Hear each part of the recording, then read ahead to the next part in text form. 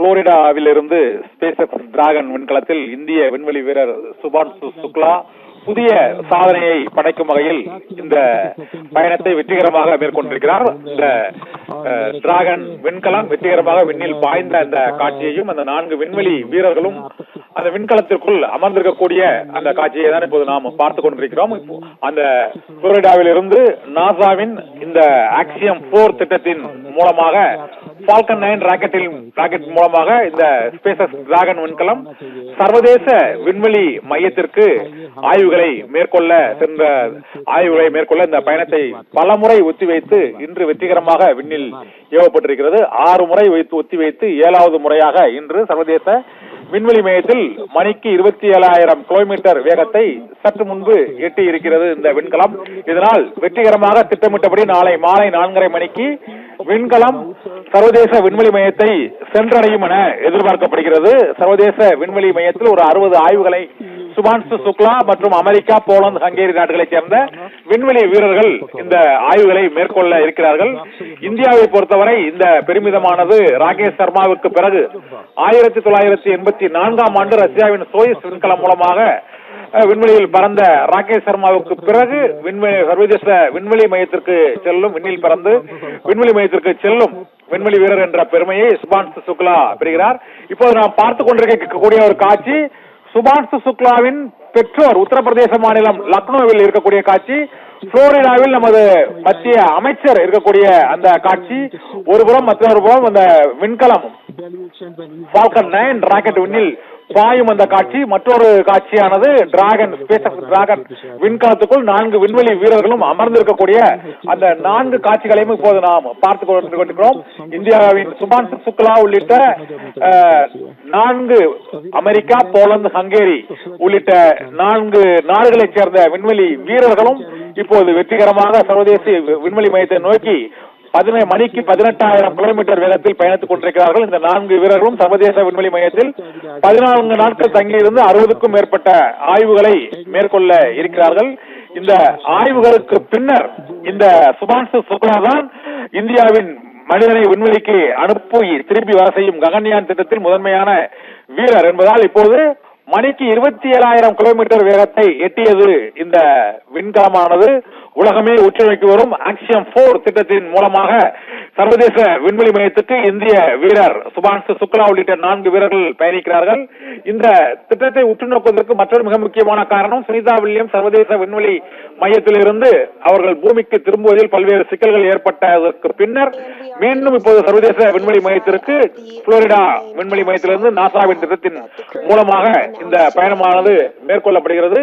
மனிதர்களை விண்ணுக்கு அனுப்பும் இந்தியாவின் ககன்யான் திட்டத்திற்கான தேர்வான வீரர்களில் முக்கியமான முதன்மையான வீரராக சுபான்சு சுக்லா திகழ்கிறார்.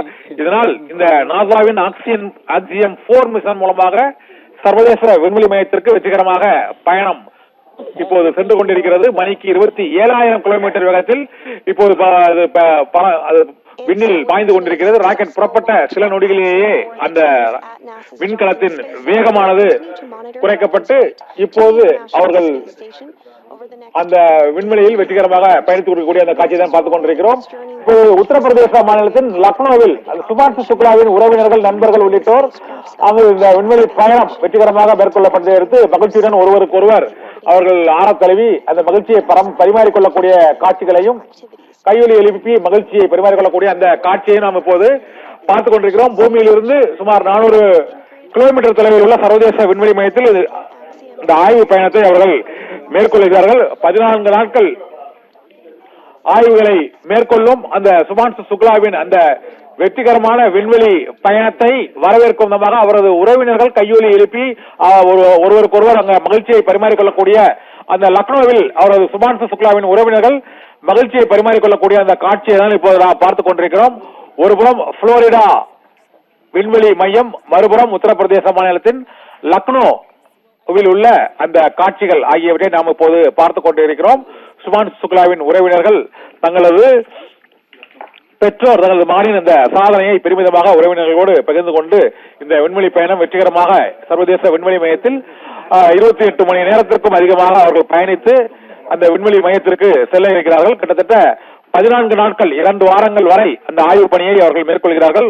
40க்கும் மேற்பட்ட ஆய்வுகளை மேற்கொள்ள உள்ள சுபான்சு சுக்லா தலைமையிலான 4 பேர் கொண்ட அந்த விண்வெளி ஆய்வு குழுவினர் நாளை மாலை 4:30 மணியளவில் அங்கு விண்வெளி மையத்திற்கு அவர்கள் சென்று அடைவார்கள் என்று எதிர்பார்க்கப்படுகிறது. 14 நாட்கள் சர்வதேச விண்வெளி மையத்தில் அவர்கள் தங்கி இருந்து பின்னர் நாடு திரும்ப இருக்கிறார்கள். ஆக்சியம் 4 திட்டத்தின் மூலமாக இந்தியர் ஒருவர் கிட்டத்தட்ட 40 ஆண்டுகளுக்கு பிறகு விண்வெளிக்கு செல்வது ஒட்டுமொத்த இந்தியாவில் மட்டுமல்ல உலகம் முழுவதிலுமே சுனிதா வில்லியம்ஸின் சர்வதேச விண்வெளி பயணத்திற்கு பின்னர் இந்த பயணங்கள் அனைத்தும் உலகம் முழுவதும் முற்று நோக்கப்படுகிறது.